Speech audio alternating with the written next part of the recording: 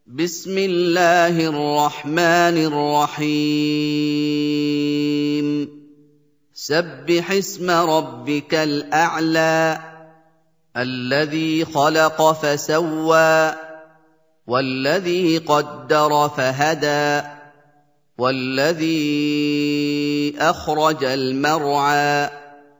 فجعله غثاء احوى سنقرئك فلا تنسى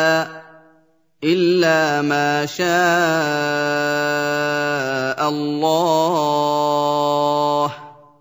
إنه يعلم الجهر وما يخفى ونيسرك لليسرى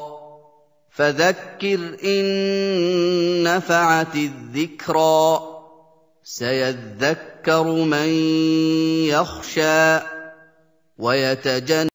شروع اللہ کے نام سے جو بڑا مہربان نہایت رحم والا ہے۔ اے پیغمبر صلی اللہ علیہ وآلہ وسلم، اپنے پروردگار جلیل الشان کے نام کی تسبیح کرو، جس نے انسان کو بنایا پھر اس کے اعضاء کو درست کیا، اور جس نے اس کا اندازہ ٹھہرایا پھر اس کو رستہ بتایا، اور جس نے چارہ اگایا پھر اس کو سیاہ رنگ کا کوڑا کر دیا۔ ہم تمہیں پڑھا دیں گے کہ تم فراموش نہ کرو گے، مگر جو خدا چاہے، وہ کھلی بات کو بھی جانتا ہے اور چھپی کو بھی۔ ہم تم کو آسان طریقے کی توفیق دیں گے، سو جہاں تک نصیحت کے نافع ہونے کی امید ہو نصیحت کرتے رہو، جو خوف رکھتا ہے وہ تو نصیحت پکڑے گا۔ وَيَتَجَنَّبُهَا الْأَشْقَى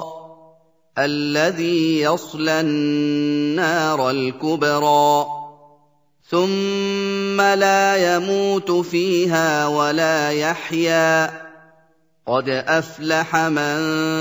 تَزَكَّى وَذَكَرَ اسْمَ رَبِّهِ فَصَلَّى بَلْ تُؤْثِرُونَ الْحَيَاةَ الدُّنْيَا وَالْآخِرَةُ خَيْرٌ وَأَبْقَى إِنَّ هَذَا لَفِي الصُّحُفِ الْأُولَى صُحُفِ إِبْرَاهِيمَ وَمُوسَى۔ اور بے خوف بدبخت پہلو تہی کرے گا جو قیامت کو بڑی تیز آگ میں داخل ہوگا، پھر وہاں نہ مرے گا نہ جیے گا۔ بے شک وہ مراد کو پہنچ گیا جو پاک ہوا اور اپنے پروردگار کے نام کا ذکر کرتا رہا اور نماز پڑھتا رہا، مگر تم لوگ تو دنیا کی زندگی کو اختیار کرتے ہو، حالانکہ آخرت بہت بہتر اور پائندہ تر ہے۔ یہی بات پہلے صحیفوں میں مرقوم ہے، یعنی ابراہیم اور موسیٰ کے صحیفوں میں۔